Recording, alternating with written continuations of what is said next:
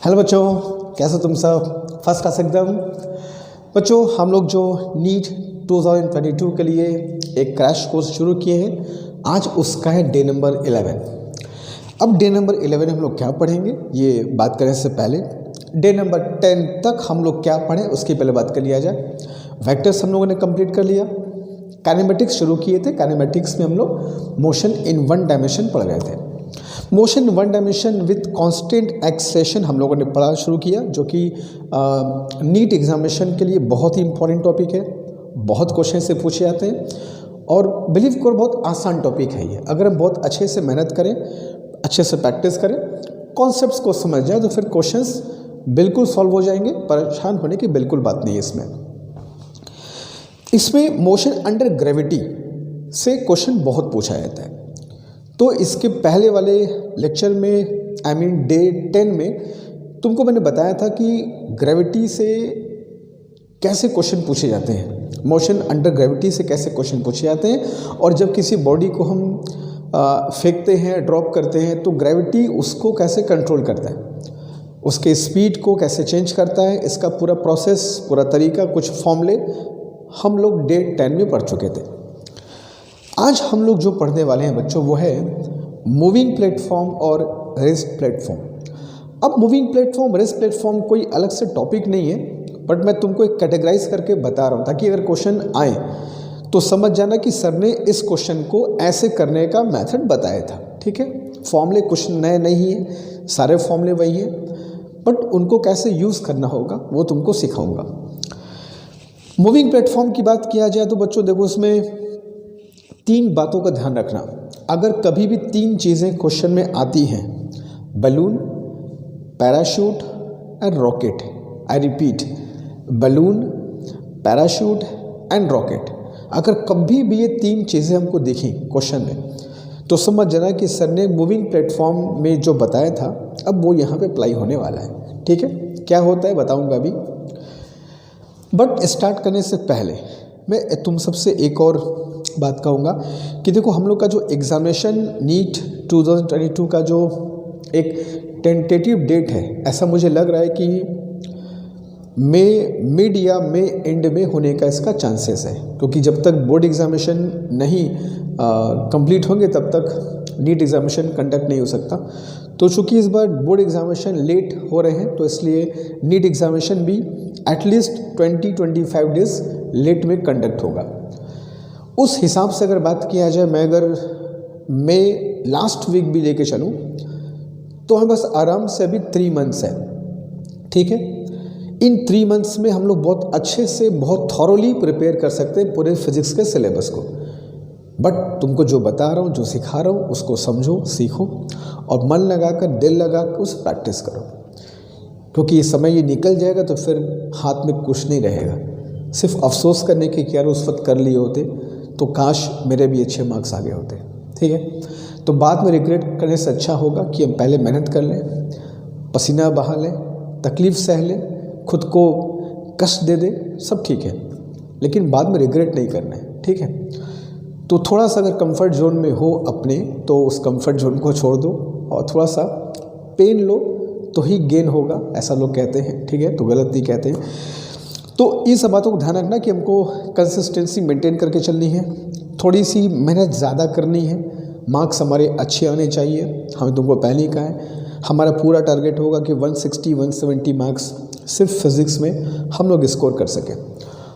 और मैं तुमको एक पूरा विश्वास दिलाता हूँ कि अगर तुम ये पूरा बैच, पूरा क्लास, पूरा कोर्स अच्छे से कंप्लीट करते हो आने वाले 100 डेज़ में, तो डेफिनेटली तो बहुत बहुत अच्छे मार्क्स फिज़िक्स में आ जाएंगे।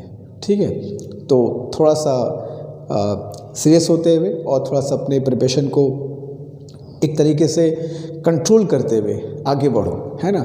ऐसे छोड़ोगे तो फिर दिक्कत हो जाएगी। कोई दिक्कत, समस्या है, कुछ प्रॉब्लम है जिसमें तुम फंस रहे हो, समझ में नहीं आ रहा कैसे क्या करना है, तो मैं तुमको बोल रहा हूँ, तुम मुझसे बताओ, मेंशन करो। मगर वो लगेगा कि उस प्रॉब्लम को डिस्कस किया जा सकता है, विल डिस्कस इट। ठीक है, चलो, तो हम लोग जो आज पढ़ेंगे बच्चों वो होगा dropping of a body from a moving platform. अब 2 चीज़ों में तुमको मैं पहले अंतर बताता हूँ कि एक रेस्ट प्लेटफॉर्म का मतलब क्या होता है और मूविंग प्लेटफॉर्म का मतलब क्या होता है। जैसे मान लो एक बिल्डिंग है, ठीक है, ये बिल्डिंग ग्राउंड पे है, स्टेशनरी है, रेस्ट में है। इस बिल्डिंग पर कोई एक ऑब्जर्वर खड़ा है, फॉर एग्जांपल तुम ही खड़े हो इसमें, ठीक है। तो ये जो बिल्डिंग है जिस पर तुम खड़े हो, ये एक प्लेटफॉर्म है जहाँ तुम खड़े हो, और ये जो बिल्डिंग है वो ग्राउंड पे है और रेस्ट में है। तो ऐसे प्लेटफॉर्म को बोलते हैं बच्चों रेस्ट प्लेटफॉर्म। तुम जहाँ पे खड़े हो ये कुछ नहीं है बल्कि क्या है, this is nothing but a rest platform. Platform का मतलब जहाँ तुम खड़े हो वो प्लेटफॉर्म, तुम्हारे घर की छत है, तुम छत पे अपने खड़े हो और खड़े हो के आसपास का तुम सीन देख रहे हो, तो हम तो यही कहेंगे तुम एक रेस्ट प्लेटफॉर्म पे खड़े हो। ये बिल्डिंग है, रेस्ट में है और तुम उस पर खड़े हो, तो इसको बोलते हैं बच्चों रेस्ट प्लेटफॉर्म। कहीं पर भी तुम खड़े हो वो चीज़ रेस्ट में हो, नॉट नेसेसरली कि वो तुम्हारे घर का छत ही हो। तुम ग्राउंड पे खड़े हो वो भी एक रेस्ट प्लेटफॉर्म है, ठीक है। तुम कहीं भी खड़े हो अगर वो ग्राउंड के रिस्पेक्ट में रेस्ट में है तो हम कहेंगे वो एक रेस्ट प्लेटफॉर्म पे तुम खड़े हो। अब यहाँ से मान लो बच्चों अगर हम एक बॉल को ड्रॉप करते हैं इस रेस्ट प्लेटफॉर्म से, हम लोग खड़े होकर के एक बॉल को हमने क्या किया, ड्रॉप कर दिया। तो ड्रॉप करने का मतलब क्या होता है, इनिशियल वेलोसिटी विल बी 0, और जैसे ही ड्रॉप करोगे बच्चों बॉडी जो होगा अंडर ग्रेविटी नीचे की तरफ गिरेगा, लाइक दैट, सीधा, 1 सेकेंड का भी वेट नहीं करेगा, सीधा गिरेगा अंडर ग्रेविटी नीचे की तरफ, ग्रेविटी उसको खींचेगी। ऐसा हम सब जानते हैं, ऐसा ढेर सारे क्वेश्चन भी हम लोग कर चुके हैं इस पर, ठीक है। तो जब हम लोग किसी रेस्ट प्लेटफॉर्म पे खड़े होते हैं तो रेस्ट प्लेटफॉर्म से खड़े होकर के जब हम लोग किसी बॉडी को बच्चों ड्रॉप करते हैं तो बॉडी को जैसे ही ड्रॉप करो बॉडी सीधा नीचे की तरफ गिरेगी, ठीक है, अंडर ग्रेविटी गिरेगी। इसके साथ स्पीड में कैसे चेंज होगा, ग्रेविटी इसके स्पीड को कैसे चेंज करेगा, ये सब तुमको मैंने इसके पहले वाले क्लास में डिस्कस कर चुका हूँ। जो बच्चे उस क्लास को नहीं देखे हैं ज़रूर से जाकर उस क्लास को देखो, पूरा तुमको अच्छे से कॉन्सेप्ट क्लियर हो जाएगा कि ग्रेविटी किसी बॉडी की स्पीड को कैसे कंट्रोल करता है। चाहे बॉडी नीचे की तरफ आ रहा हो, चाहे बॉडी ऊपर की तरफ जा रहा हो, कैसे ग्रेविटी इसकी स्पीड को बदलता है, चेंज करता है, सब कुछ तुमको मैं समझाया इसके पहले वाले क्लास में।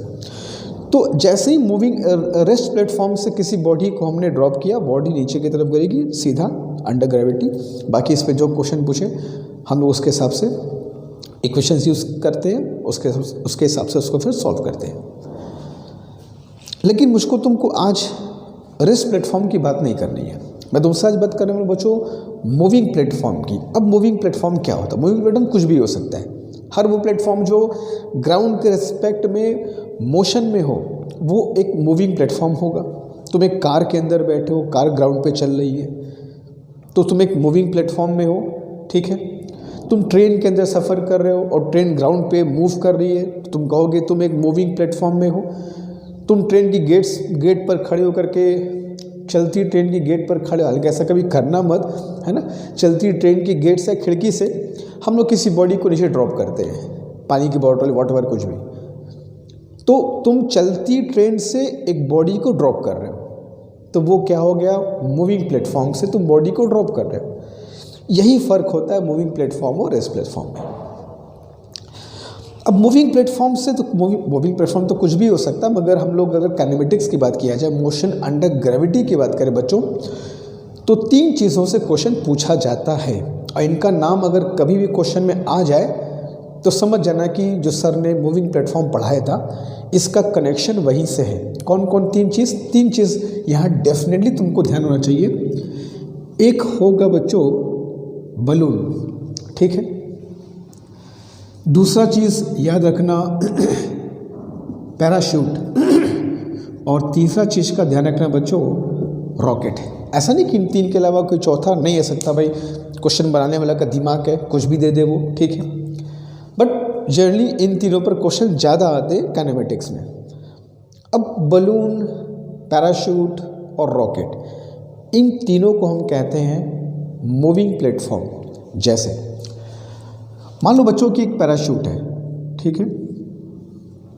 ये एक पैराशूट है और ये पैराशूट मान लो ऊपर की तरफ जा रहा है, ठीक है, और तुम इसके ऊपर ऐसे खड़े हो, मान लो, ठीक है।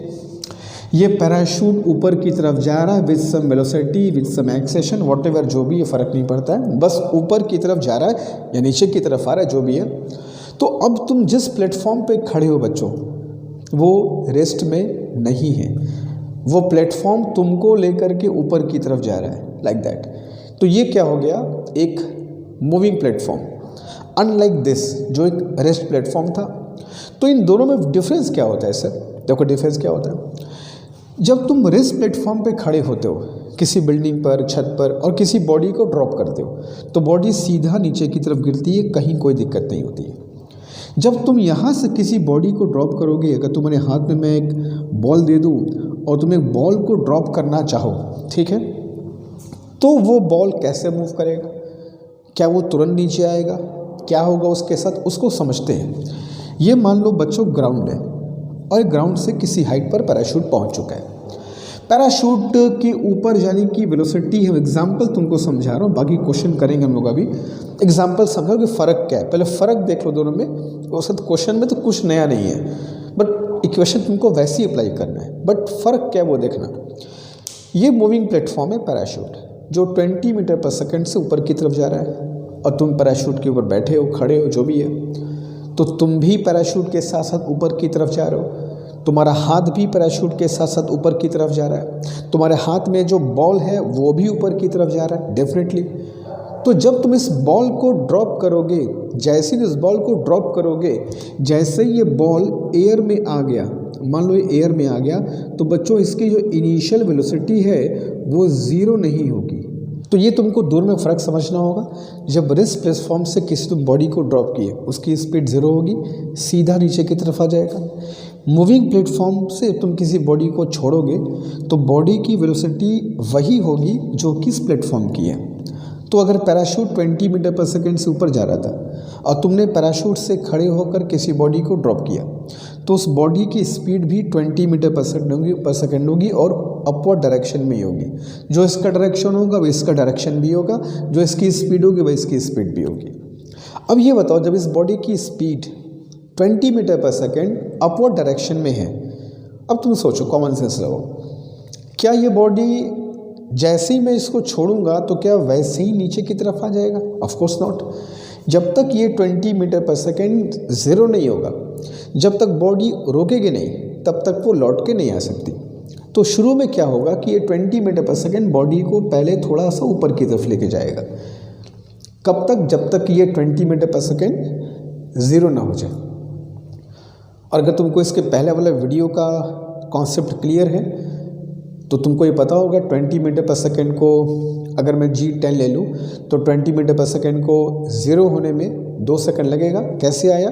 गो टू द लेक्चर नंबर 10, वहाँ सब कुछ विस्तार समझाऊँ कि ऐसा कैसे होता है, how gravity controls the velocity. तो इस 20 मीटर पर सेकेंड की वैल्यू जब तक ज़ीरो नहीं होगी, बॉडी लौट करके नहीं आएगी, तो पहले बॉडी ऊपर की तरफ जाएगी। It will go like that, ये ऊपर की तरफ जाएगा जब तक इसकी स्पीड क्या होना बच्चों? ज़ीरो ना हो जाए। और जैसे ही इसकी स्पीड ज़ीरो होगी तो फिर ये लौट कर क्या होगा बच्चों? ग्रेविटी के इफेक्ट में ये नीचे की तरफ कुछ ऐसे गिरेगा। तो तुमको समझना होगा कि रेस्ट प्लेटफॉर्म में कंडीशन क्या होती है, मूविंग प्लेटफॉर्म की कंडीशन क्या होती है। अगर इसकी स्पीड 20 मीटर पर सेकेंड है और ग्रेविटी 10 ले लिया जाए तो 2 सेकंड लगेगा इस 20 को ज़ीरो होने में, तो 2 सेकंड तक ऊपर जाएगा, उसके बाद फिर फ्री फॉल करेगा अंदर ग्रेविटी। तो अच्छा, ये यूँ जाकर कैसे लौट करके नहीं आएगा, जिस लाइन के अलॉन्ग जाएगा उस लाइन के अलॉन्ग ही आएगा। जाना आना अलग अलग दिखाए इसलिए मैंने उसको उधर बना दिया, वरना जिस लाइन के अलॉन्ग जाएगा उस लाइन के अलॉन्ग ही आएगा। ठीक है, चलो। तो कभी भी मूविंग प्लेटफॉर्म की बात आ जाए, कह दे कि एक उड़ते हुए बलून से एक बॉडी को ड्रॉप किया गया, एक मूविंग पैराशूट से एक बॉडी को ड्रॉप किया गया, एक रॉकेट से किसी बॉडी को ड्रॉप किया गया, मूविंग रॉकेट से किसी बॉडी को ड्रॉप किया गया। तो ये सब बच्चों क्या होते हैं? Moving platform. मूविंग प्लेटफॉर्म में बस इतना ध्यान रखना, जो प्लेटफॉर्म की वेलोसिटी होगी वही उस बॉडी की वेलोसिटी भी होगी। उसकी इनिशियल वेलोसिटी ज़ीरो नहीं होगी, अनलाइक जब तुम किसी रेस्ट प्लेटफॉर्म से ड्रॉप करते हो तो। ठीक है, बाकी दोनों को सॉल्व करने के इक्वेशंस वही हैं जो हम लोग पढ़े हैं, मोशन अंडर ग्रेविटी, सब कुछ वैसे ही सॉल्व होगा। बस इस चीज़ को ध्यान रखना कि body first will go upward, stop and then will come downward. अगर मूविंग प्लेटफॉर्म है तो, रेस्ट प्लेटफॉर्म है कोई दिक्कत नहीं है, अब तक जैसे किए हो बॉडी जैसे गिरेगी वैसे इसको सॉल्व करेंगे। क्लियर है, कॉन्सेप्ट समझ गए हो, बेसिक सी बात थी जो कि बहुत ज़रूरी है before we move on to the questions. ये छोटी छोटी बेसिक्स बातों को अगर तुम समझ जाओगे तो क्वेश्चन जब मैं सॉल्व करूँगा तकलीफ नहीं होगी कि सर ये कॉन्सेप्ट कहाँ से आ गया। ठीक है, तो क्लियर है ना? कोई दिक्कत हो तो कमेंट बॉक्स में मेंशन कर देना, मैं इसको बाद में डिस्कस कर लूँगा, है ना। तो अब इस पर क्वेश्चंस कर लेते हैं, क्वेश्चंस करते हैं, देखते हैं कि इससे क्वेश्चंस कैसे बनते हैं और उन क्वेश्चंस को सॉल्व करने का हमारा अप्रोच क्या होना चाहिए।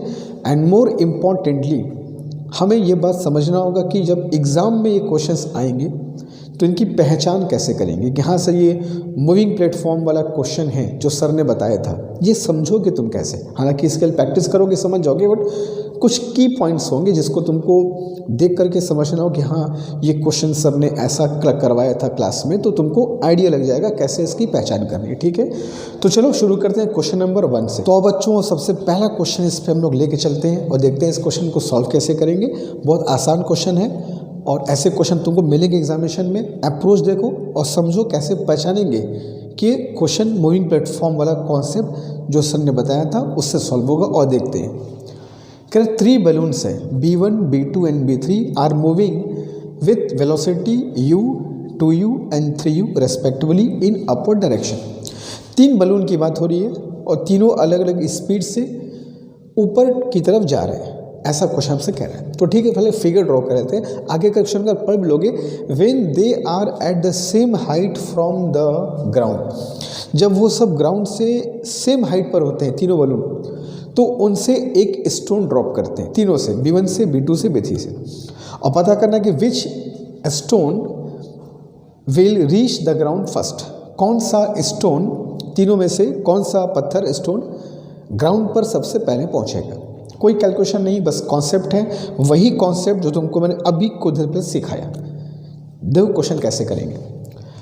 सबसे पहले मैं तुमको फिगर ड्रॉ करके अगर बताऊं तो बच्चों कह रहा है कि 3 बलून है, तो मैं पहले 3 अच्छा सा प्यारा सा बलून गुब्बारा बना के तुमको दिखाता हूँ कुछ ऐसे। ठीक है, तो बच्चों ये 3 बलून हैं, गुब्बारे हैं, फुग्गा है, जो बोलो तुम्हारे तरफ क्या इसको बोलते हैं आई डोंट नो, जो बोलते हैं वो समझ लेना, है ना। चलो, तो 3 बलून हैं, ठीक है। एक है B1, B2, B3। ये तीनों बलून ऊपर की तरफ जा रहे हैं विथ स्पीड u,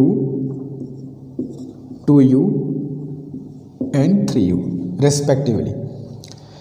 जब ये तीनों ग्राउंड से इक्वल हाइट पे हैं, इन सभी का जो हाइट है ग्राउंड से बच्चों वो सेम है, इस बात को ध्यान रखना, ये एक इम्पॉर्टेंट पॉइंट है। अब इस क्वेश्चन को तो कोई भी पढ़ के समझ जाएगा और ये जो क्लास बच्चा किया होगा वो समझ जाएगा कि सर ने ऐसे क्वेश्चन बताए थे, ये मूविंग प्लेटफॉर्म पे है और जो कॉन्सेप्ट सर ने सिखाया है उसी कॉन्सेप्ट पे इसको हम लोग करना होगा, समझ जाओगे। ठीक है, सुनो अब ये बताओ, ये तीनों मूविंग प्लेटफॉर्म है, मूविंग प्लेटफॉर्म में क्या होता तुमको बता चुका हूँ मैं। यहाँ से जो बलून में, इस बलून से मैं स्टोन को निकालूंगा, ऐसे मैं बलून में हूँ, यहाँ से मैं किसी स्टोन को ड्रॉप किया तो उसकी जो वेलोसिटी होगी बच्चों कितनी होगी, प्लेटफॉर्म के बराबर होगी और कितनी होगी u, अपवर्ड डायरेक्शन में। यहाँ से जो मैं स्टोन को ड्रॉप करूँगा इसकी वेलोसिटी कितनी होगी बच्चों, जैसा मैं सिखाया है 2u, जो प्लेटफॉर्म की वेलोसिटी होती है वही उस बॉडी की वेलोसिटी भी होती है। यहाँ से मैं ड्रॉप करूँगा बलून की, इसकी इस बलून से ड्रॉप करूँगा बॉडी को, तो इसकी वेलोसिटी कितनी होगी बच्चों सर 3u, तो u, 2u, 3u। अब इन तीनों स्पीड के वजह से ये तीनों बॉडी पहले ऊपर जाएंगी, कब तक, जब तक कि इनकी स्पीड 0 ना हो जाए तब तक। और जब 0 हो जाएगा ग्रेविटी खींचेगा, नीचे गिरेगा। अब मुझको ज़रा ये बताओ, ये u है, ये 2u है, ये 3u, इनमें से कौन स्पीड पहले ज़ीरो होगा? जाहिर सी बात है जो स्पीड कम है वो पहले जीरो हो जाएगी और फिर लौट करके नीचे की तरफ गिरेगी। ऐसे समझ सकते हो? इसकी स्पीड 2u है, इससे ज़्यादा है, तो जाहिर सी बात है ये थोड़ा सा और ऊपर जाएगा, तब जा कर के इसकी स्पीड ज़ीरो होगी और फिर वो नीचे की तरफ गिरेगा। ये समझ रहे हो? ऊपर वो ज़्यादा ऊपर क्यों जाएगा? भाई इसकी स्पीड डबल है, तो जितना देर में ये ज़ीरो हो गया ये उससे ज़्यादा समय लेगा। जैसे एग्जांपल के तौर पे 10 है, 20 है, 30 है। अगर यू को मैं 10 ले लूँ तो अगर ये 10 है तो 1 सेकंड में ज़ीरो हो जाएगा। अगर 20 है तो 2 सेकंड लगेंगे ज़ीरो होने में, 2 सेकंड काफ़ी ऊपर चला जाएगा। और ये 30 है तो बच्चों ये बताओ, ये 30 है तो इसको 3 सेकंड लेंगे ज़ीरो होने में और फिर 3 सेकंड बाद वो ग्राउंड पे नीचे की तरफ गिरेगा। कुछ ऐसे। यहाँ तक क्लियर है? जिसकी स्पीड ज़्यादा होगी उसको ज़ीरो होने में और ज़्यादा वक्त लगेगा, जिसकी स्पीड कम होगी वो थोड़ा सा पहले ही ज़ीरो हो जाएगा और लौट आएगा। तो जाहिर सी बात है जिसकी स्पीड ज़्यादा होगी उसको ज़्यादा वक्त लगेगा, इसको हम सबको पता है। जब तक ये स्पीड ज़ीरो नहीं होगी, जब तक ऊपर जाने वाली वेलोसिटी ज़ीरो नहीं होगी, तब तक बॉडी लौट करके नहीं आ सकते। ठीक है, तो बहुत सिंपल सा क्वेश्चन था जिसको बहुत आराम से सॉल्व कर सकते हो कि जो B3 बलून है उसमें से जो स्टोन निकलेगा उसकी स्पीड कितनी होगी? 3u। उस 3u को जीरो होने में कुछ ज़्यादा डिस्टेंस तय करनी पड़ेगी इन कंपैरिजन टू जो स्टोन B2 और B3 से ड्रॉप किया गया है उनके कंपैरिजन में ये ज़्यादा डिस्टेंस तय करेगा ऊपर, फिर लौट करके आएगा।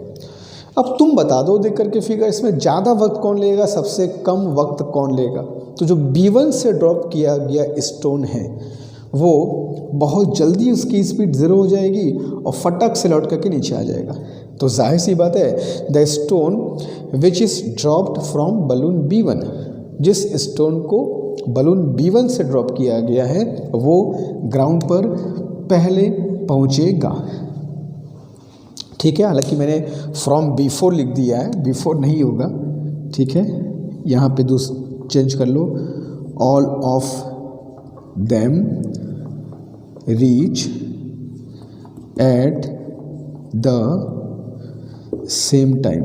वो फ्लो में लिखा गया B1, B2, B3, B4। अब कोई लोग सोच रहे होंगे सर B4 कहाँ से आ गया? B4 तो आपके में है ही नहीं। ठीक है, चलो फ्लो में लिखा गया था। तो ऑप्शन था B1 वाला, B2 वाला, B3 वाला, फिर all of them reach at the same time. Eight the same time पहुंचने का कोई बात ही नहीं है। हाइट भले सेम है, इसमें कोई बात नहीं, हाइट भले सेम है, लेकिन क्या तीनों एक ही हाइट से गिरेंगे? नहीं। अच्छा तुमसे अगर पूछो कि इनमें से कौन सा स्टोन हाईएस्ट पॉइंट से गिरेगा, तो हाईएस्ट पॉइंट से गिरेगा जो सबसे अधिक ऊपर तक जाएगा फिर वो गिरेगा। तो सबसे अधिक हाइट से कौन लौट करके आएगा? That should be stone from B3।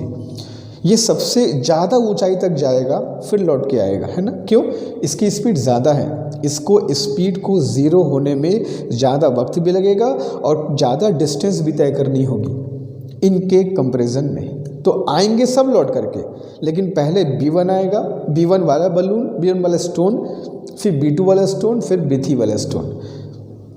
तीनों एक साथ तब आ सकते थे जब तीनों की हाइट भी सेम होती और तीनों की स्पीड भी सेम होती, तो कह सकते थे कि हाँ तीनों एक साथ पहुँचेंगे। हाइट तो सेम है मगर स्पीड सेम नहीं है, इसलिए एक साथ आने का कोई चांस नहीं बनता है। या फिर ऐसे हो सकते थे कि हाइट सबकी सेम है और तीनों बलून रेस्ट में है, हाइट सबकी सेम है और तीनों बलून रेस्ट में है, तो हो सकता था कि हाँ जब तीनों रेस्ट में होंगे इसकी स्पीड भी ज़ीरो, इसकी स्पीड भी ज़ीरो, इसकी स्पीड भी ज़ीरो, ये भी सीधे गिरेगा, ये भी गिरेगा, ये भी गिरेगा, सबका टाइम सेम होगा। तो हाइट सेम होता और हाइट सेम होने के साथ साथ अगर ये रेस्ट में होते तो टाइम सेम होता, या इनकी वेलोसिटी सेम होती तो भी टाइम सेम होता, मगर हाइट सेम थी, वेलोसिटी सेम नहीं थी, इसलिए टाइम सेम होने का कोई भी चांस नहीं है। क्लियर है? तो इसका आंसर क्या होगा? The stone which is dropped from B1 वो सबसे पहले ग्राउंड तक पहुंचेगा। मैं फिर से कह रहा हूँ बच्चों, तुम्हें से जो बच्चे भी डे 10 वाली क्लास नहीं देखे हैं, ये बहुत इंपॉर्टेंट क्लास तुम्हारे लिए था।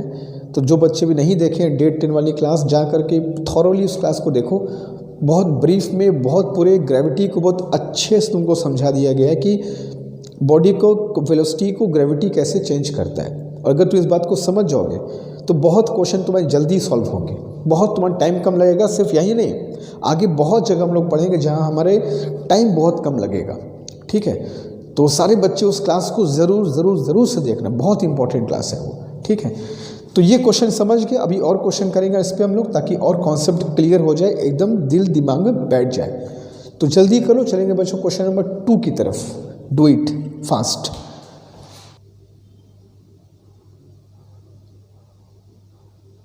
तो बच्चों क्वेश्चन नंबर 2 की तरफ चलते हैं। क्वेश्चन नंबर 2 है पैराशूट का क्वेश्चन। मैं पहले ही कहा था बैलून, पैराशूट और रॉकेट, इन तीनों पे क्वेश्चन जो आएगा समझ जाना कि वो मूविंग प्लेटफॉर्म पर सॉल्व होगा। कह रहा है कि पैराशूट ऊपर की तरफ जा रहा है विथ कांस्टेंट वेलोसिटी 10 मीटर पर सेकेंड। अच्छी बात है।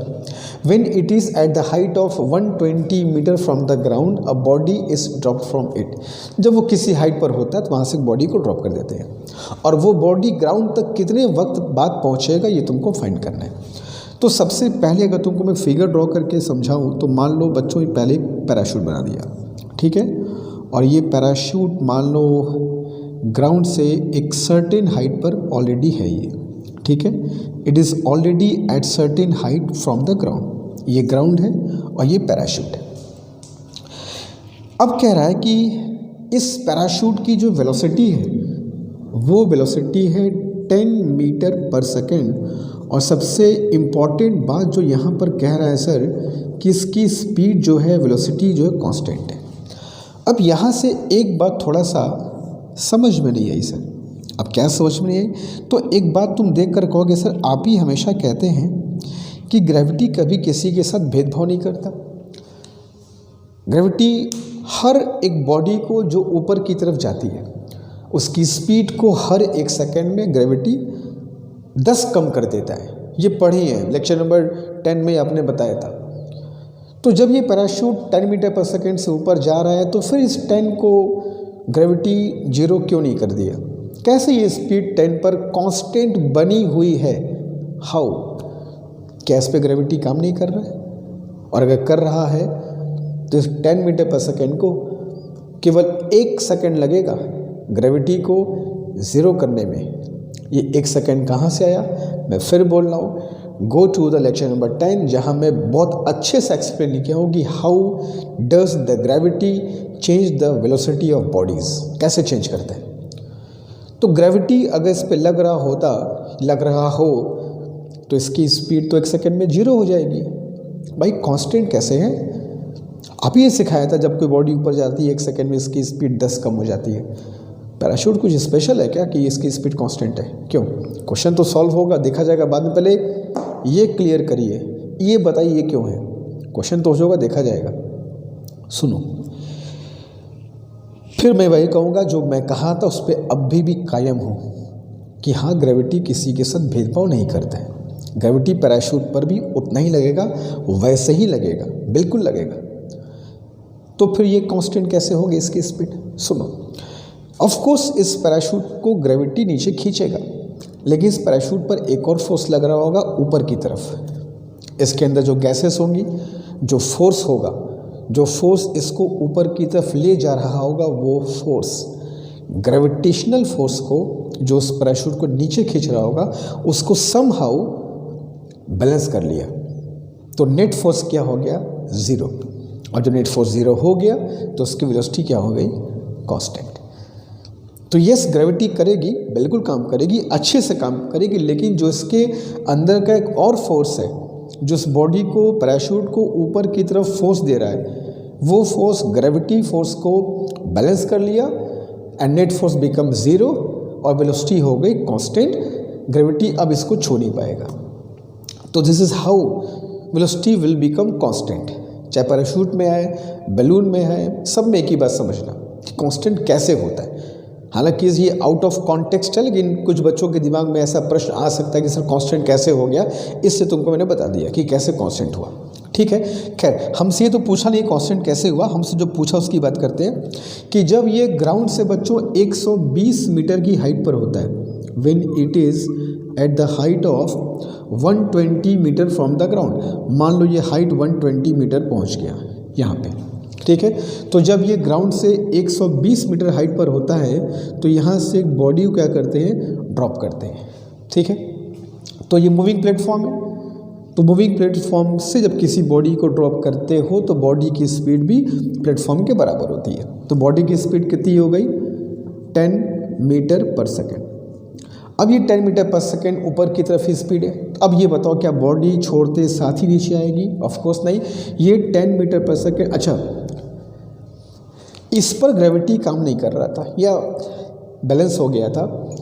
ये बॉडी जब हवा में आ गई, पैराशूट से निकल के हवा में आ गई बॉडी, अब तो इस पर ग्रेविटी काम करेगी।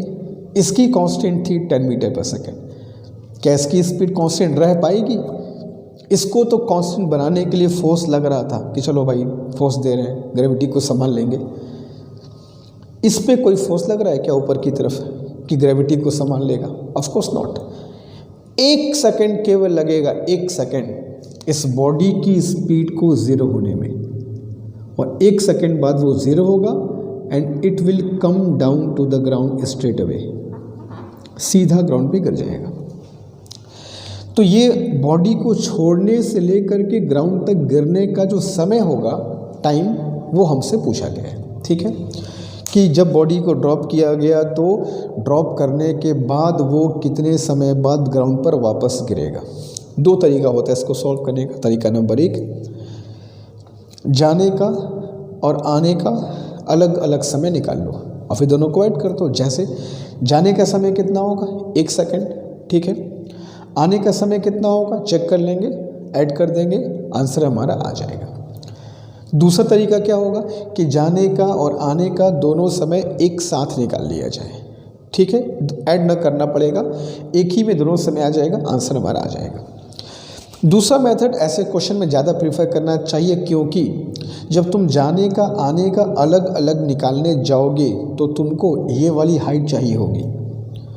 एक चीज़ तुमसे पूछता हूँ, जरा बताओ, अगर तुमसे क्वेश्चन में एक और चीज़ पूछूं, हालांकि पूछा नहीं गया, सिर्फ टाइम पूछा गया, एक और क्वेश्चन पूछूं कि बॉडी कितना मैक्सिमम हाइट अचीव करेगा, तो बॉडी को ड्रॉप किया है मैंने 120 मीटर पर सेकेंड से, लेकिन ये 120 मीटर पर सेकेंड से गिर रहा है क्या? ऑफकोर्स नहीं, ये गिरेगा कुछ ऊपर से आकर गिरेगा। तो बॉडी की मैक्सिमम हाइट 120 से कुछ ज़्यादा है, तो ये हाइट तुमको निकालना होगा, फिर ये टाइम तुमको अलग से निकाल के इसमें ऐड करना होगा, तब जाके तुम्हारा आंसर आएगा।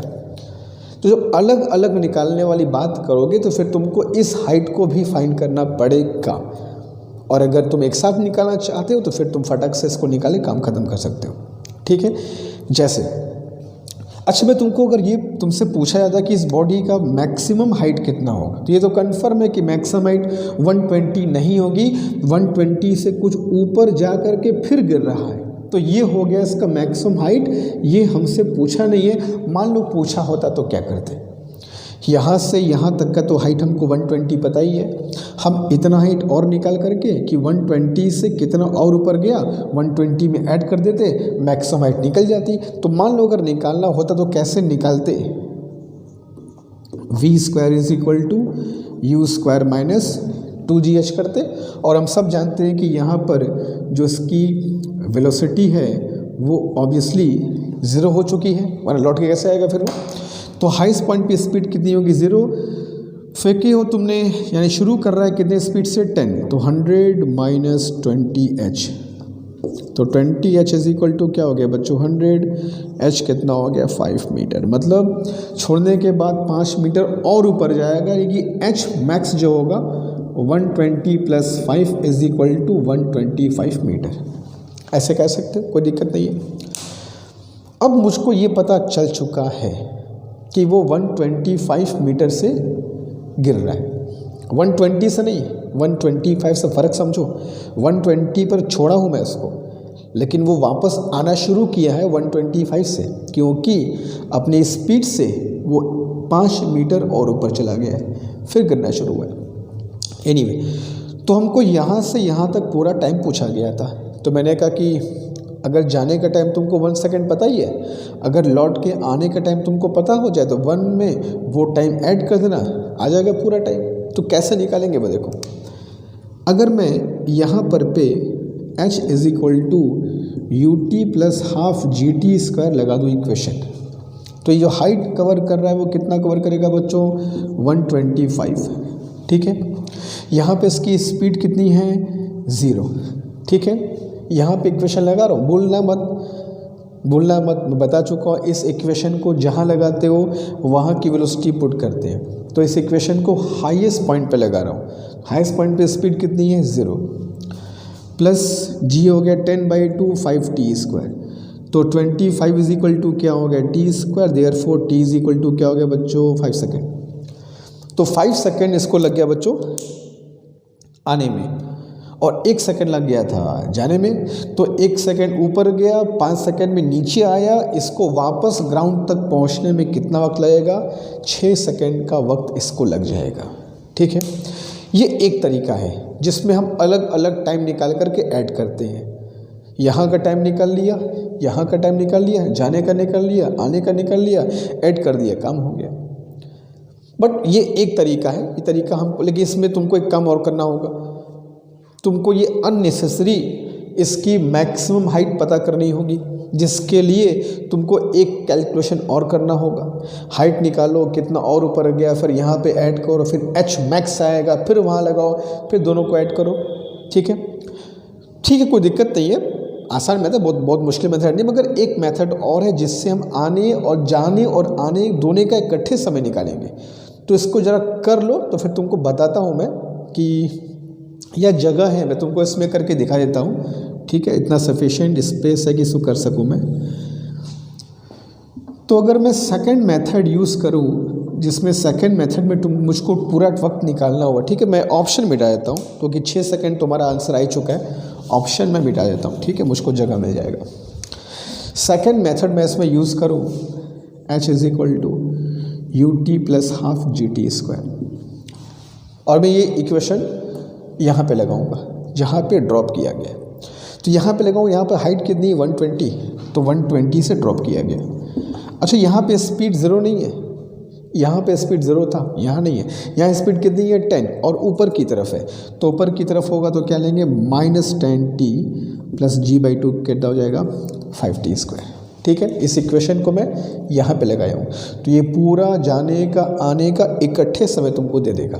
अलग अलग की तुमको ज़रूरत नहीं है, अनटिल एंड अनलेस तुमको बहुत ज़रूरत ना पड़े, अलग अलग मत लगाना। ठीक है, 5 से डिवाइड कर दो, तो 24 इज इक्वल टू क्या आएगा, -2t plus t square, t square -2t -24 is equal to 0। हाँ, इसमें एक बात तुमको ध्यान रखना होगा कि इसमें क्वाड्रेटिक इक्वेशन बनेगा, तुमको सॉल्व करना होगा उसको। तो कर सकते हैं, इसका फैक्टर होगा 6 4 जा 24, 6 -2 is 2, तो कितना हो जाएगा बच्चों, t square -6t plus 4t -24 is equal to 0। तो t कॉमन लिया तो कितना हो जाएगा, t -6 प्लस 4 लिया तो t -6 इज इक्वल टू 0। तो एक ब्रैकेट में आ गया बच्चों t -6, एक ब्रैकेट में आ गया t plus 4 is equal to 0। Implies that अगर इसको 0 किया तो t is equal to 6 second, इसको 0 किया तो t is equal to -4। Time तो कभी नेगेटिव नहीं होता, देयरफॉर आंसर कितना हो गया तुम्हारा, 6 सेकेंड इज योर आंसर। वही 6 सेकेंड जो हम लोग यहाँ से निकाल चुके थे। क्लियर है? तो ऐसे क्वेश्चन के 2 मेथड होंगे, तुमको दोनों में से जो अच्छा लगे तुम उसको कर लो, तुमको दोनों सिखा दिया, बता दिया। ठीक है, तो ये क्वेश्चन नंबर 2 हो गया। क्वेश्चन नंबर 3 की तरफ चलेंगे, ऐसा ही क्वेश्चन होगा, जल्दी कॉपी कर लो।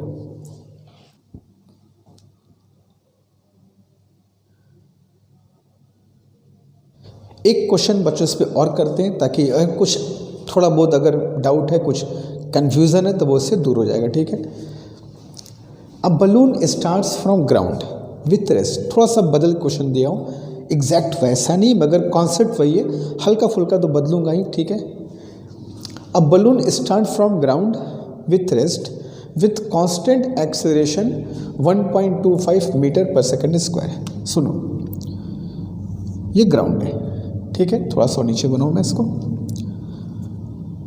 ये हॉरिजॉन्टल ग्राउंड है। यहाँ से बच्चों एक बलून जो है ऊपर की तरफ उड़ना शुरू करता है, ठीक है। अब बलून स्टार्ट्स फ्रॉम ग्राउंड से शुरू करता है, जैसा क्वेश्चन कर रहा है वैसा कर रहा है। विथ रेस्ट इसकी इनिशियल वेलोसिटी 0 है, अच्छी बात है। विथ कांस्टेंट एक्सेलेरेशन कितना दिया है बच्चों? 1.25 मीटर पर सेकेंड स्क्वायर। बलून के अंदर जो गैसेस भरी होती हैं, उन गैसेस की वजह से जो इस पे फोर्स लग रहा होगा, वो फोर्स इसको 1.25 मीटर पर सेकेंड स्क्वायर एक्सेलेरेशन प्रोवाइड कर रहा है।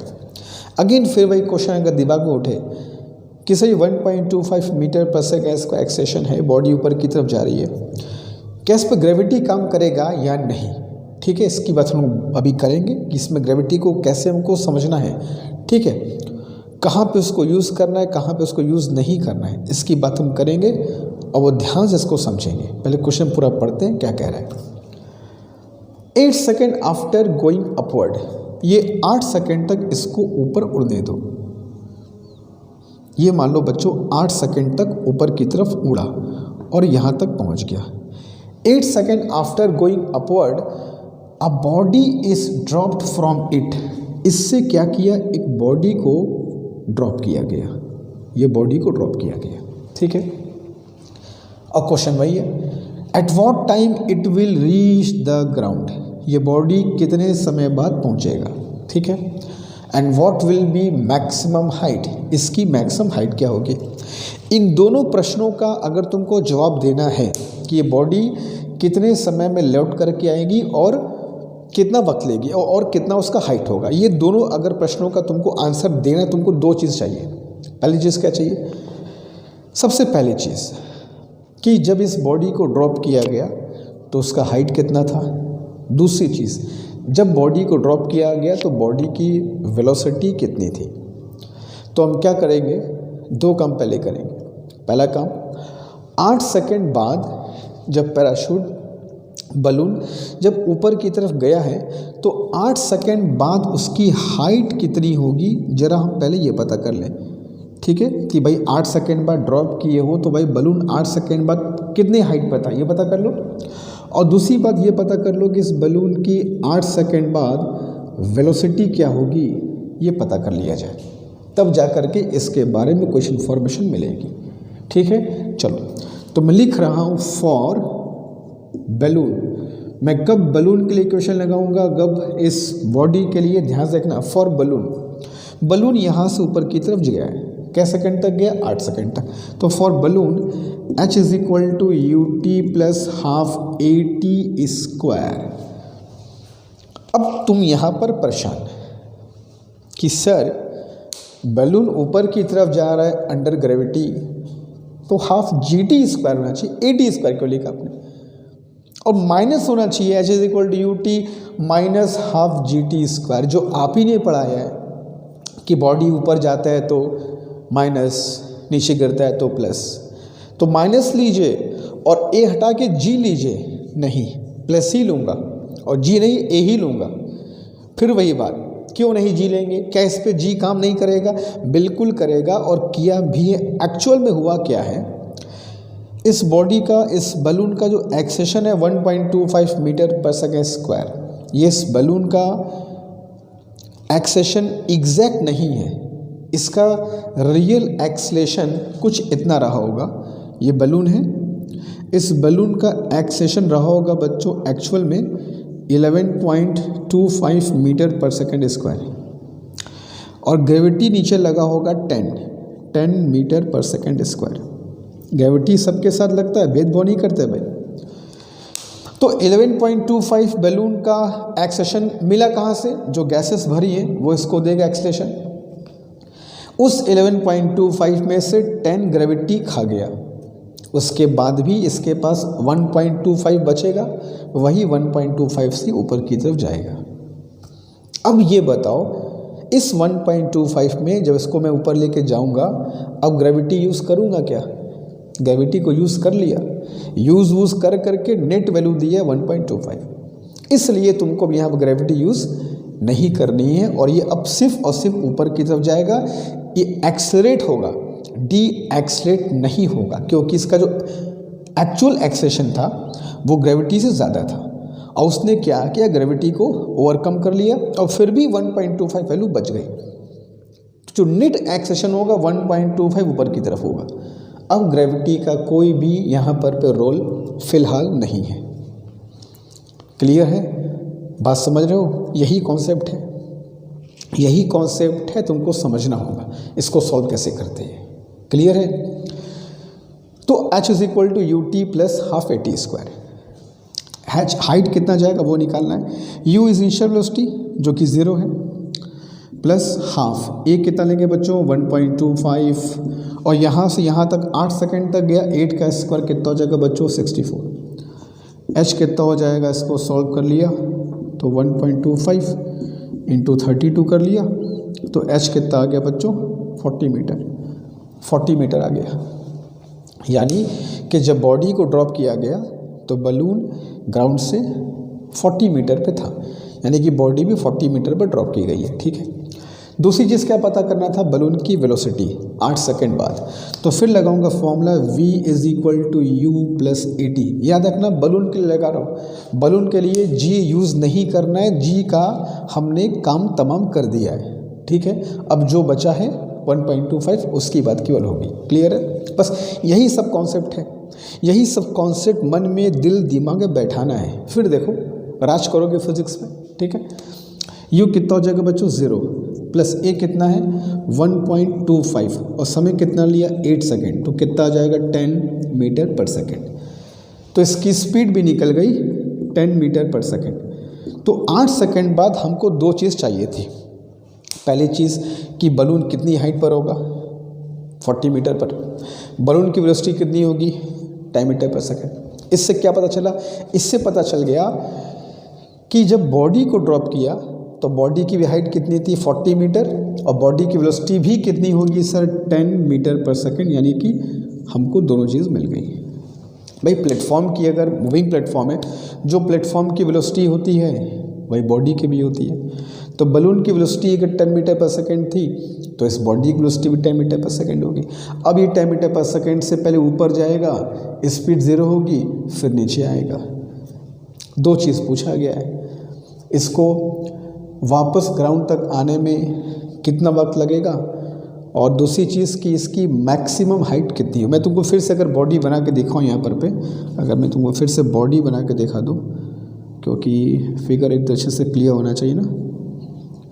ये बॉडी है, कहाँ पे है, ये 40 मीटर हाइट पे है और ये इसकी स्पीड है कितनी मिल गई है 10 मीटर पर सेकेंड। इससे ये थोड़ा सा 10 मीटर पर सेकेंड, इससे थोड़ा सा कहाँ गया ऊपर और फिर लौट करके वो सीधा नीचे की तरफ। अगर मैं तुमसे पूछूं कि कितना देर ऊपर जाएगा तो ये 10 मीटर पर सेकेंड है।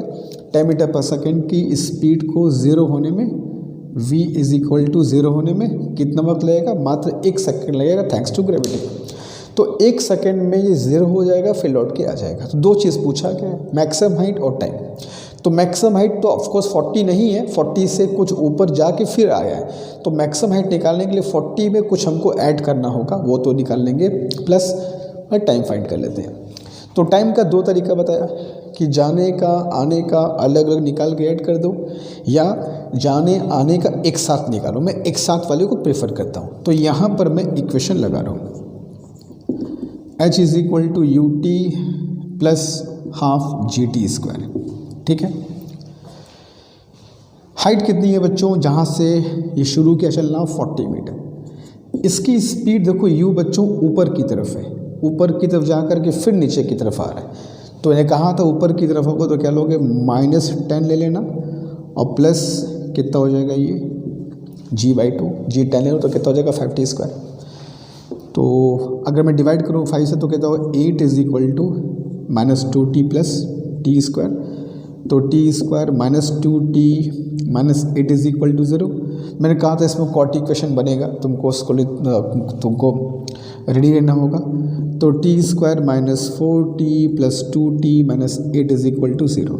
तो t माइनस टी कॉमन लिया t-4 प्लस 2 कॉमन लिया तो t-4 इज इक्वल टू 0। एक ब्रैकेट में t-4, दूसरे ब्रैकेट में t+2 is equal to 0। Therefore t is equal to 4 और t इज इक्वल टू -2। तो 4 सेकंड लगेगा उसको यहाँ से यहाँ तक लौट करके आने में। उस 4 सेकंड में क्या होगा, 1 सेकंड जाने वाला होगा, 3 सेकंड आने वाला होगा। क्लियर है। ये 1 सेकंड कहाँ से निकला बता चुका हूँ, 10 मीटर पर सेकंड है। 1 सेकंड लेगा 0 होने में, वापस लौट के आ जाएगा। तो टोटल जर्नी का समय हो गया 4 सेकंड। छोड़ने के 4 सेकंड बाद वो धरती पर पहुंच जाएगा। रही बात मैक्सिमम हाइट की, तो ये हाइट निकाल करके 40 में ऐड कर दिया जाए। और ये हाइट जब तुम निकालोगे तो कैसे निकालोगे, इसको अगर तुमको निकालना हुआ इस हाइट को तो लगा दो formula v² is equal to u² -2g लगा सकते हो। यहाँ पर पहुँचा स्पीड क्या हो गई 0। स्टार्ट कितने से किया था 10 से 100 -20h। तो h कितना हो गया बच्चों 5 मीटर। 5 ये 40 है, तो यहाँ जो तुमसे पूछा गया था व्हाट इज h मैक्स, तो h मैक्स कितना हो जाएगा बच्चों 40 + 5 मोर, तो h मैक्स कितना हो गया 45 मीटर इज़ द आंसर। तो h मैक्स कितना होगा 45 मीटर और टाइम कितना लेगा 4 सेकंड। बट ये सब करने के पहले हमको कुछ पैराशूट के साथ भी करना पड़ा, सॉरी बलून के साथ कुछ करना पड़ा। ये जो करना पड़ा इसके पहले वाले क्वेश्चन में ऑलरेडी दिया था, बस यही फ़र्क है, जो वहाँ दिया था वो यहाँ मुझको फाइंड करना पड़ा। तो कॉन्सेप्ट समझो, पैराशूट बलून कॉन्सेप्ट समझो क्या होता है, कैसे वर्क करता है, कैसे क्वेश्चन बनाते हैं इस पर हम लोग। ठीक है, एक क्वेश्चन और करेंगे रॉकेट पर। बलून भी हो गया, पैराशूट भी हो गया, एक रॉकेट पर करेंगे ताकि एकदम कॉन्सेप्ट क्लियर, मूविंग प्लेटफॉर्म एकदम clear. Do it fast.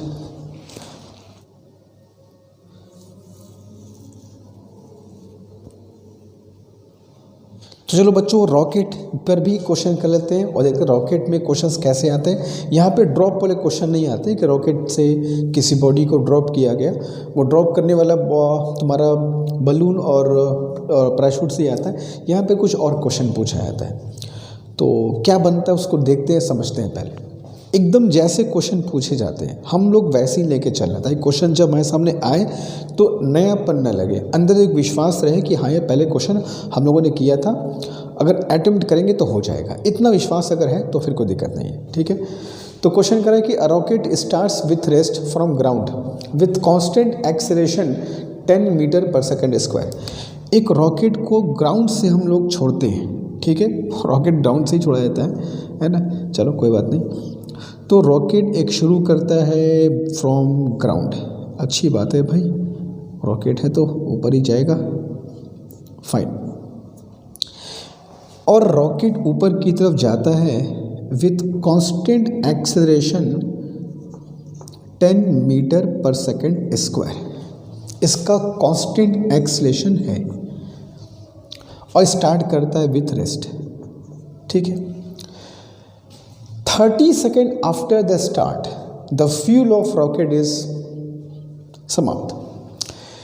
30 second तक ऊपर गया, जहाँ जाए वॉटेवर जो डिस्टेंस है उसकी, मान लो 30 सेकेंड पर यहाँ पहुँच गया। At t is equal to 30 second यहाँ पर मामला ख़राब हो गया और यहाँ पे इसका जो फ्यूल था, fuel of rocket is finished, हो गया, कहानी ख़त्म, ईंधन ख़त्म, फ्यूल ख़त्म, कहानी ख़त्म।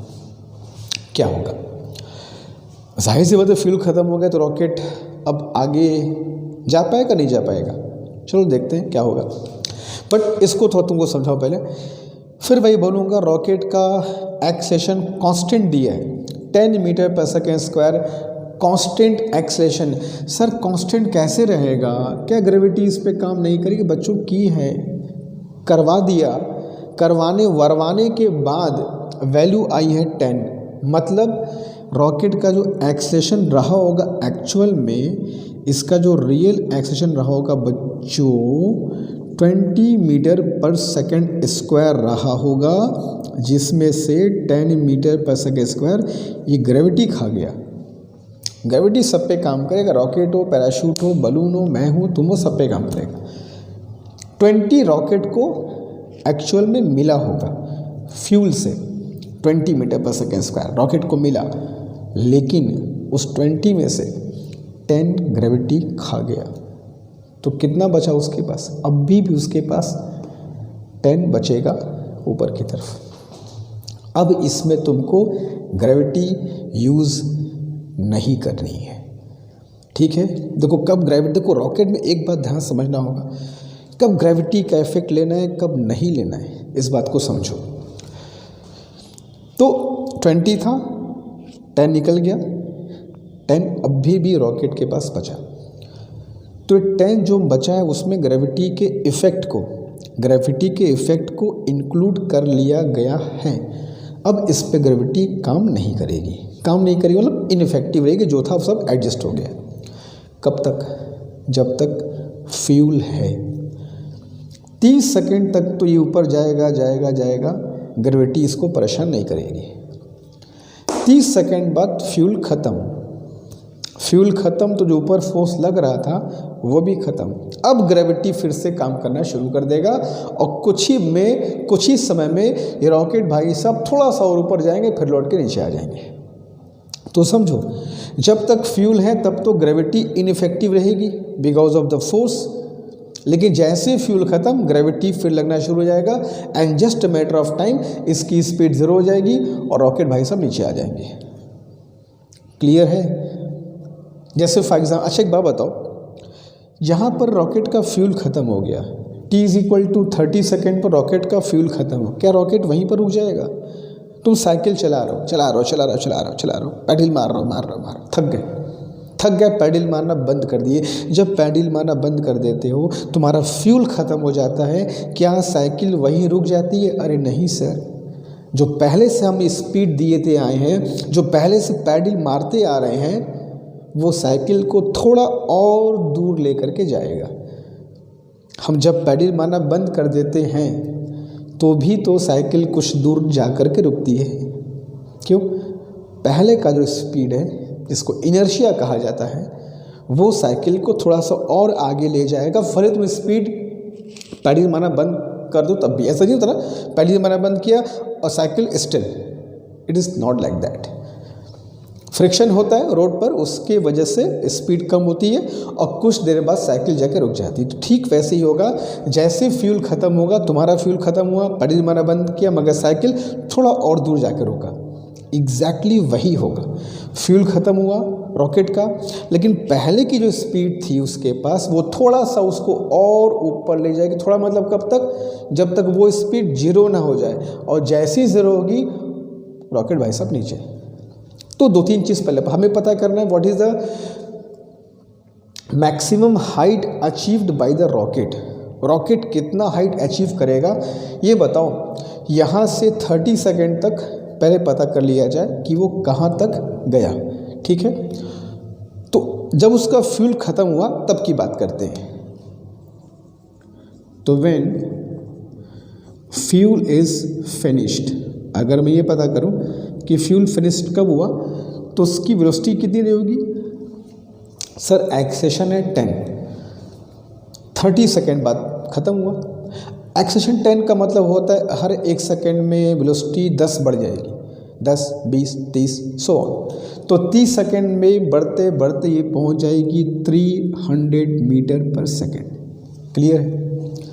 तो जब रॉकेट का फ्यूल ख़त्म हुआ होगा बच्चों, यहाँ तुमको डायग्राम बना के दिखा दूँ, जब रॉकेट का फ्यूल ख़त्म हुआ होगा तो उसके पास वेलोसिटी कितनी होगी? 300 मीटर पर सेकेंड, ठीक है। हाइट कितना रहा होगा उसको चेक कर लिया जाए। h = ut + ½ AT²। AT लेंगे क्योंकि फ्यूल है इसके अंदर भी, फ्यूल होगा तो एक्सेलेरेशन लेंगे। स्पीड इज़ 0 + 1/2, a कितना है 10, t², 30 का स्क्वायर 900, तो कितना हो जाएगा बच्चों ये 450। तो कितना आएगा 450 × 10 कितना हो जाएगा 4500 मीटर। ये तब की हाइट है जब फ्यूल ख़त्म हुआ, ये तब की वेलोसिटी है जब फ्यूल ख़त्म हुआ। लेकिन जब फ्यूल ख़त्म हुआ इसके पास स्पीड है, ये स्पीड इसे थोड़ा सा और ऊपर ले जाएगी, फिर रॉकेट नीचे गिरेगा। तो मैक्सिमम हाइट जो अचीव करेगा वो निकालने के लिए मुझको इतना हाइट अभी और निकालना होगा। उस हाइट में ये हाइट ऐड कर देंगे, मैक्सिमम हाइट निकल जाएगी। ठीक है, तो फ्यूल ख़त्म होने से लेकर के इसकी स्पीड 0 होने तक हाइट निकाल लें। अच्छा एक बताओ, यहाँ पर फ्यूल ख़त्म हो गया है, यहाँ पर ग्रेविटी अब काम करना शुरू कर देगा। जब तक फ्यूल इसके अंदर है तब तक ग्रेविटी काम नहीं किया। H is equal to ut plus half AT²। जैसे ही फ्यूल ख़त्म ग्रेविटी इंटर कर जाएगा और यहाँ से ग्रेविटी तंग करेगा, इसको खूब तंग करेगा और इसकी स्पीड को तंग करते करते कहाँ ला देगा, 0 और पटक के नीचे। वैसे ही क्वेश्चन जो तक इसके पहले हम कर रहे थे, पर समझो कब ग्रेविटी का इफ़ेक्ट रॉकेट पर लेना है, कब ग्रेविटी का इफ़ेक्ट रॉकेट पर नहीं लेना है, इसको समझो। जब तक फ्यूल है तब तक फोर्स लग रहा है, फोर्स लग रहा है, ऊपर जा रहा है, ऊपर जा रहा है, कोई ग्रेविटी नहीं है, सब एडजस्ट हो गई है, सब एडजस्ट हो गई है। यहाँ पर ग्रेविटी यहाँ पर फ्यूल ख़त्म, ग्रेविटी कभी ख़त्म नहीं होगा। यहाँ पर फ्यूल ख़त्म, यहाँ पर फ्यूल ख़त्म, लेकिन यहाँ पर कहानी ख़त्म नहीं होगी। फ्यूल ख़त्म है, कहानी ख़त्म नहीं है। क्यों? स्पीड है, ये 300 मीटर पर सेकेंड बॉडी को और ऊपर ले जाएगा। और यहाँ पर पे हाँ एक बताओ, फ्यूल ख़त्म हो जाएगा, अब ग्रेविटी लगना शुरू, ग्रेविटी पहले भी लगा था, पर ग्रेविटी अब इफेक्टिव हो जाएगा। It will decrease its velocity और 300 को जस्ट मैटर ऑफ टाइम 0 कर देगा। लेकिन 0 होते होते होते रॉकेट कुछ और ऊपर तक चला जाएगा। जहाँ जाएगा, जहाँ 0 होगी वही इसकी मैक्सिमम हाइट होगी। इस हाइट को मैं निकाल लूँ, इसमें ऐड कर दूँ, कहानी ख़त्म। अब ये कैसे निकाला जाएगा, let us see. v² is equal to u² minus 2gh। यहाँ से यहाँ तक जाने में वेलोसिटी 0 हो गई है थैंक्स टू ग्रेविटी। यहाँ से स्टार्ट किया, स्पीड कितनी थी, 300 का स्क्वायर माइनस 20h। ठीक है, 20h is equal to 9, 1 2 3 4 cancelled. h कितना आ गया, 4500 मीटर और चला गया। 4500 मीटर पे फ्यूल ख़त्म हुआ था, 4500 मीटर और ऊपर चला गया। फ्यूल ख़त्म हो गया था 4500 मीटर पे, लेकिन ये स्पीड 0 होते होते 4500 और मीटर ऊपर चला गया। देयरफॉर अगर पूछूं तुमसे बोलूं कि व्हाट इज एच मैक्स, तो कहोगे सर 4500 पर फ्यूल ख़त्म हुआ, 4500 और चला गया, तो 4500 प्लस 4500 पूरा हिसाब कितना बैठेगा sir, 9000 metre is the answer. तो 9000 मीटर उसका एच मैक्स होगा। ठीक है, तो this is how you do the questions of rockets, parachutes and balloons. तो इनको बोलते हैं बच्चों मूविंग प्लेटफॉर्म। इनके क्वेश्चन आएंगे, हमको यही अप्रोच लगाना होगा, यही कॉन्सेप्ट, यही तरीका, यही मेथड। आई थिंक तुमको ये पूरे कॉन्सेप्ट अच्छे से क्लियर हो गया होगा कि रॉकेट में, पैराशूट में, बलून में कैसे क्वेश्चन करते हैं, अप्रोच क्या होता है, कॉन्सेप्ट क्या होता है। क्लियर है? फाइन। तो आज मैं क्लास यहाँ स्टॉप करूँगा और अब हम अगले क्लास में मिलेंगे। तो मैं तुमको शुरू करूँगा काइनेमेटिक्स में ही, motion with non uniform acceleration. Non uniform acceleration पढ़ने के पहले हमको पढ़ना होगा कैलकुलस, इंटीग्रेशन, डिफरेंशिएशन। तो पहले तुमको 2-3 दिन में परेशान करूँगा, खूब तंग करूँगा, इंटीग्रेशन डिफरेंशिएशन के साथ भिड़ाऊँगा तुमको। जब भिड़ लेंगे, जीत जाएंगे, तब चलेंगे towards motion with variable acceleration. ठीक है, तो हमारी प्रिपरेशन, हमारी तैयारी बहुत पुख्ता हो, इसके लिए बहुत ज़रूरी है। लगातार बने रहो, प्रैक्टिस करो। तुम्हारे फ्रेंड्स लोग जो हैं, जो प्रिपरेशन कर रहे हैं, उनको हेल्प चाहिए तो शेयर करो, बताओ, सब जुड़ें, सब चलें, सब आगे बढ़ें। ठीक है, तो आज के सिर्फ इतना ही, मिलते हैं इस क्लास में। तब तक खुश रहो, मस्त रहो, जो मर्जी है करो, मगर पढ़ाई करते रहो। Thank you.